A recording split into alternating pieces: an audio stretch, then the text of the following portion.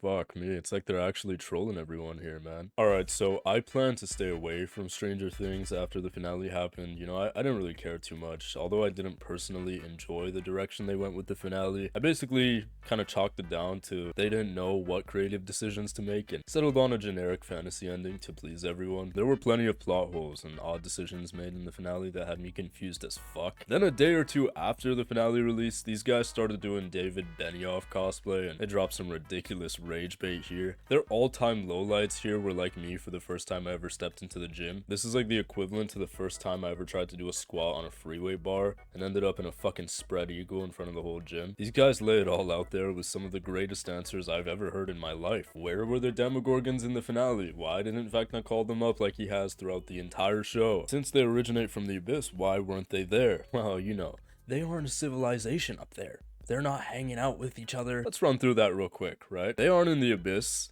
They weren't in the Upside Down, which we spent half the finale in. As far as we know, none of them escaped into the real world, right? These guys gotta be some real hide-and-seek champions here. They also said that Vecna didn't expect that the team would come up there and fight him in the Abyss, because, they totally didn't go to his lair in another world and fight his physical body in the last season either. But yeah, the guy who reads minds and literally read Eleven and Hopper's minds in the finale conveniently skipped over the part where the entire other half of their plan hinged on them fighting him physically in the Abyss. There was also a growing question about Will's connection to the hive mind, since he's been tweaking the fuck out in season up, or just low-key attention seeking. When the focus wasn't on him, he'd always be grabbing his neck and shit, but whatever. But why didn't we see him feel the effect of the mind flare dying and Vecna being decapitated? I thought the season would end with Will dying at the hands of Eleven, because in order for the evil to die, the hive mind has to be fucking severed completely. Nobody can live that's connected to the fucking hive mind, you know what I mean? So I thought it was gonna be this really tragic thing where Eleven would have to kill her adoptive brother, but nah.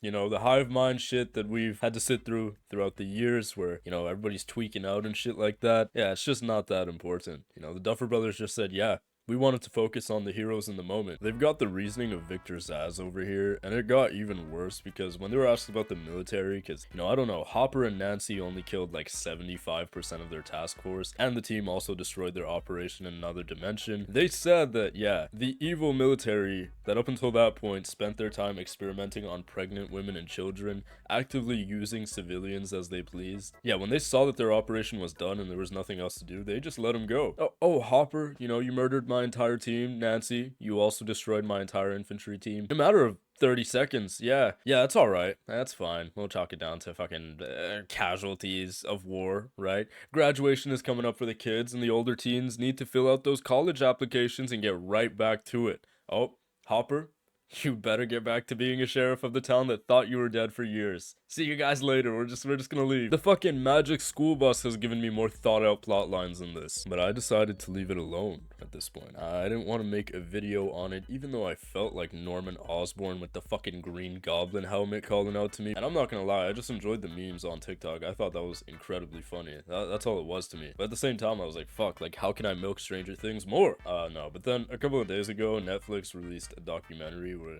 they go over the process for making the finale and the final season. And somehow it got worse from there. I didn't know that it was an actual thing until the day after it came out, but because the fan response was so nuclear and they managed to make them more upset, I kind of had to watch it. At first, I thought maybe people were just upset because the conformity gate got, officially disproven. They were like, yeah, nah, this is all we've done. Or maybe they just told the fans to go fuck themselves right on camera, and I wanted to find out. So I was at the gym, I hopped on the treadmill, loaded the documentary up, and decided it was go time. I need to work off my drug-riddled New Year's celebration somehow, and 2 hours was fucking perfect. So I was locked in, but very soon I wanted to throw up, and not because the incline was killing me, but the documentary was actually making me sick. When season 3 came out, I was 13, and I really liked the show. So if 13-year-old me saw this, he'd be ready to fucking crash out and just tweak the same way that a lot of these Stranger Things fans are all over social media. But what upset 19-year-old me was their potential use of ChatGPT in the writer's room. Listen, at a point in the documentary, they give this close-up shot of one of the writer's laptops showcasing the script in Google Docs. But then if you take a look at the other tabs that are open, fans notice that there appears to be 3 open ChatGPT tabs. Honestly, I didn't exactly notice until I went on social media afterwards, but this actually really upsets me, and it's for a couple different reasons.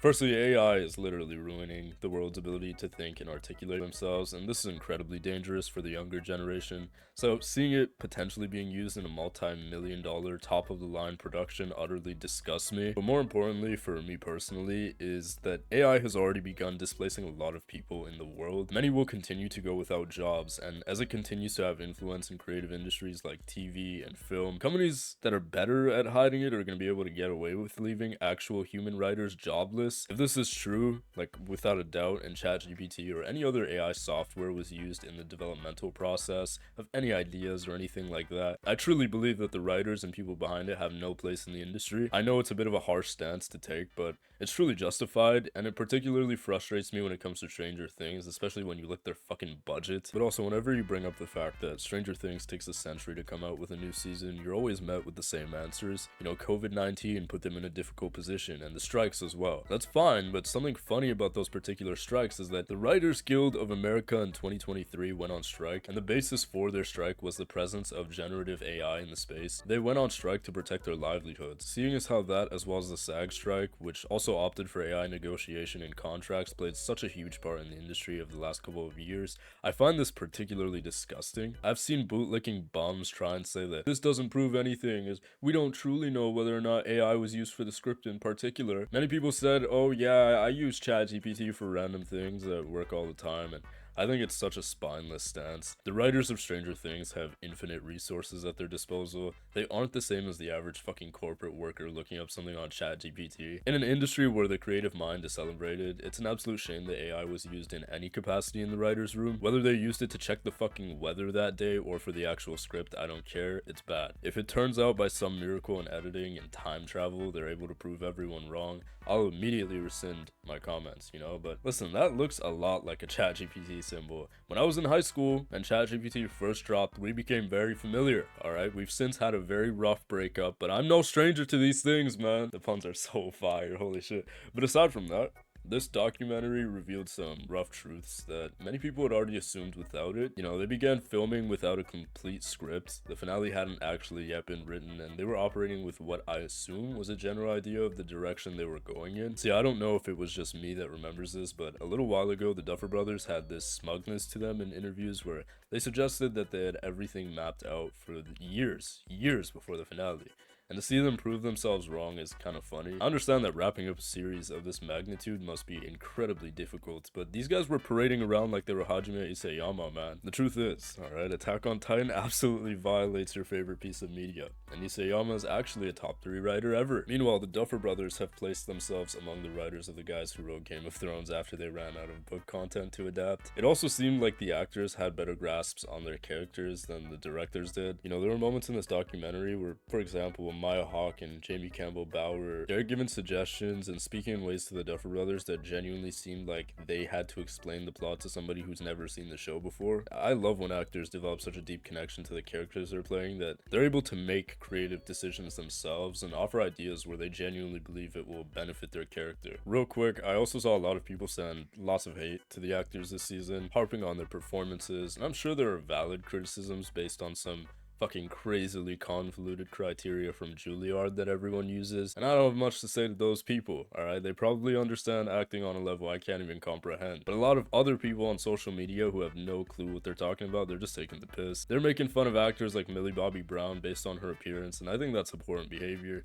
especially seeing as how it's coming from grown-ass adults. But I think that with what they're given, the actors do a good job. You know, of course they're standouts, as there always are on TV and movies, but I don't think anybody is doing so bad that it's unbearable.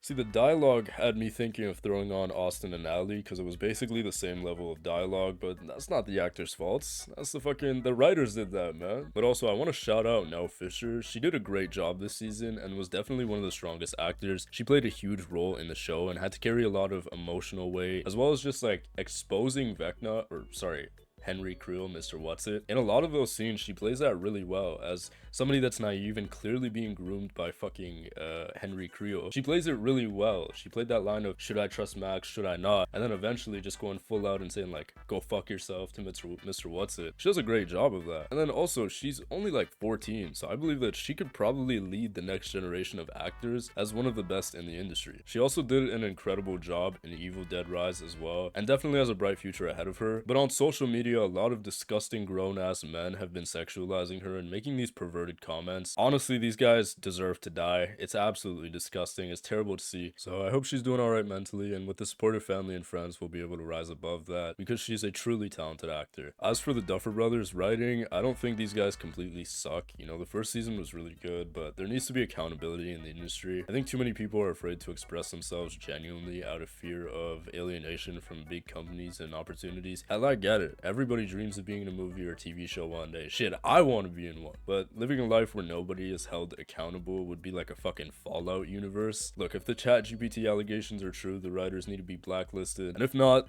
that's pretty wild, alright? But yeah, that's pretty much it.